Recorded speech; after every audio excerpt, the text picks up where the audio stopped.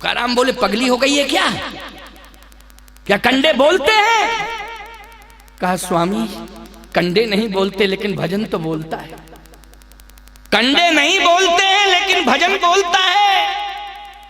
आहा, जैसे ही चौथे कंडे के ढेर के पास पहुंची और कंडा लिया हाथ में और कान में लगाया तो कंडे से आवाज आ रही थी, हे कृष्ण गोविंद हरे मुरारे, हे नाथ नारायण वासुदेव। कंडे से आवाज आ रही थी, हे कृष्ण गोविंद हरे मुरारे, हे नाथ नारायण वासुदेव। जब कंडे से आवाज आ सकती है गोविंद के नाम की, तो रोटियों से राम नाम की आवाज क्यों नहीं आ सकती है? आ सकती है, लेकिन भाव होना चाहिए। तब जिस वस्तु में राम का नाम प्रवेश होगा वो वस्तु राम हो जाएगी।